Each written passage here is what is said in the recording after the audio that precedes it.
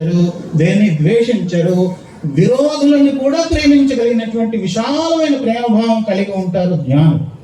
కనుక జ్ఞానీ త్వాత్మైవ మే మతం. భగవానుడు శ్రీకృష్ణుడు భగవద్గీతలో అర్జునుడికి రణరంగం మధ్యలో చెప్తూ ఉన్నాడు, జ్ఞానీ త్వాత్మైవ మే మతం. అర్జున, నేను వేరు జ్ఞాని వేరు కాదు, జ్ఞాని నేను ఒక్కటే. అదే చెప్తున్నారు, తత్వమసి తత్వమసి తత్వమసి. మహావాక్యం, సామవేదం, చాందోగ్యోపనిషత్తులో నవకృత్వ 9 సార్లు చెప్పారనమాట. చాలా మంది అనుకుంటారు, ఇన్ని సార్లు ఎందుకండి ప్రవచనాలు, ఇన్ని సభలు ఎందుకండి అంటే, నాయనా నీకు ఈ బుద్ధిలో ఉన్నటువంటి మల విక్షేప ఆవరణ దోష నివారణ కొరకు ఇది చేసిన తర్వాత నీ స్వరూపం నీవు తెలుసుకున్న వరకు ఇది నిరంతరము ఆవృత్తి అసకృదుపదేశాత్ అని బ్రహ్మసూత్రంలో వేదవ్యాస మహర్షులు చెప్తారు. ఆవృత్తి చేయి, నిరంతరం ఆవృత్తి చేయాలి. కాబట్టి ఈ సృష్టి అనేటువంటిది కొందరు అంటారు, స్వామీజీ సృష్టి మరి ఆగిపోతుంది కదా, అందరూ జ్ఞానులు అయిపోతారు అంటే, చూడండి ఒక యాపిల్ పండు తెచ్చి మీరు చూడండి, 4 రోజులు ఉంచండి, వారం రోజులు ఉంచండి, ఆ యాపిల్ పండులో పురుగులు పుడతాయా లేవండి? ఆ పురుగులకి ఎవరు పెళ్లి చేశారండి? ఎందుకు పురుగులు పిల్లలాగా వచ్చేసే దాంట్లోకి యాపిల్ పండు కానీ ఏదైనా వంకాయ కానీ లోపల పురుగులు ఎలా పుట్టాయి? పెళ్లి ఎవరు చేశారు? పిల్లలు ఎవరు కన్నారు? ఆ లోపల పురుగులు ఎలా పుట్టేశారు? కాబట్టి సృష్టి చింతన అవసరం లేదు. మన మానవుడు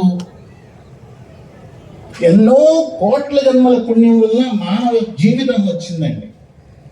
ఈ జీవితంలో మనం తెలుసుకోవాల్సిన ముఖ్యమైనటువంటి లక్ష్యం ఏమంటే, ముఖ్యమైన లక్ష్యం తదేవాహం నేను, అదే అహం బ్రహ్మాస్మి అనే స్థితికి వచ్చే వరకు విడిచిపెట్టకూడదు.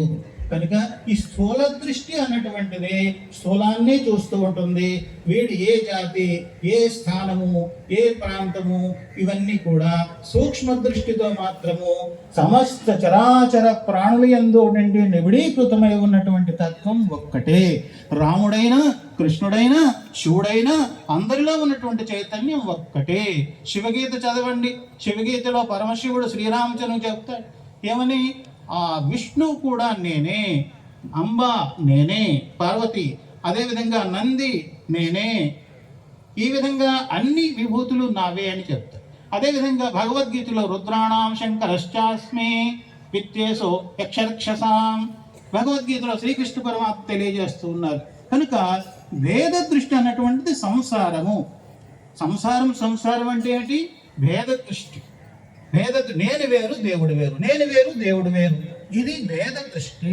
ఈ అభేద దర్శనం జ్ఞానం సంసారో భేద దర్శనం. అభేద దర్శనానికి రావాలి మనం. ఈ మానవుడిగా పుట్టి ఇంకా కేవలము ఈ సంతానాన్ని పెంచుకోవడం మన పరమ లక్ష్యం కాదు. మన అభేద దర్శనం, ఆత్మజ్ఞాన సంపన్నం కావాలి.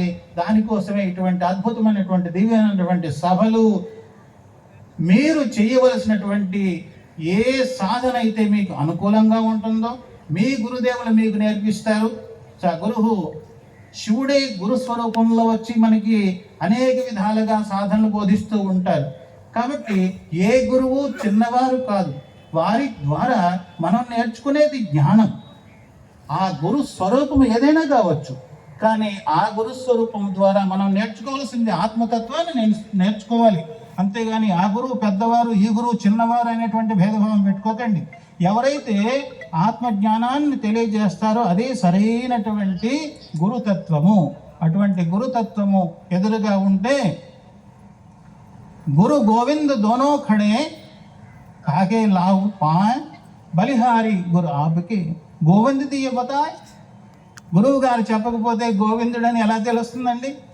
కాబట్టి గోవిందుని కూడా తెలియజెప్పేది గురుతత్వము, గురుస్వరూపము. మన పవిత్ర భారతీయ సంస్కృతిలో గురు కాలేన అనవచ్ఛేదాత్. వాస్తవంగా గురువు ఎవరు? ఏ కాలంలో కూడా పుట్టినవాడు కాదు, ఏ కాలంలో నశించిపోయే గురుతత్వము కాదు. సమస్త కాలములనగా భూత భవిష్యత్ వర్తమాన కాలముల్లో అవిచ్ఛిన్నంగా ఉండేటువంటి చైతన్యతత్వం ఏదైతే ఉందో అదే గురుతత్వం. ఆ గురుతత్వాన్ని ఎప్పటికీ మర్చిపోరాదు. కనుక ఆ గురుతత్వాన్ని దృష్టిలో పెట్టుకోవాలి. ఎయిమ్ అంటారు కదా, గోల్ అంటారు. ఆ గోల్ దృష్టి ఎల్లప్పుడూ కూడా ఆత్మ జ్ఞాయ సంపత్తి విపత్తి ఇవన్నీ కూడా అధికారము మరి ఇవన్నీ కూడా వచ్చిపోతూ ఉంటాయి. ఏ విధమైనటువంటి స్థూల దృష్టి అన్నటువంటిది తగ్గించుకొని సూక్ష్మ దృష్టితో మన యొక్క వాస్తవిక స్వరూపాన్ని తెలుసుకొని జీవన్ముక్త అవస్థను పొంది ఈ మానవ జీవితాన్ని తరింపజేసుకుందాముగాక. దానికి ఈ సభలు అనేక విధాలుగా సహకరించుగాక.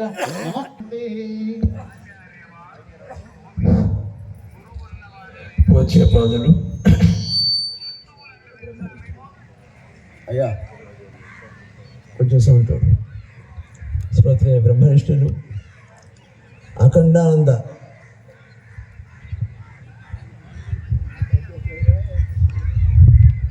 గాడు వెంకటప్ప గారు, భీములపట్నం జెడ్పీటీసీ సభ్యులు, డిఎల్డిఏ చైర్మన్ విశాఖ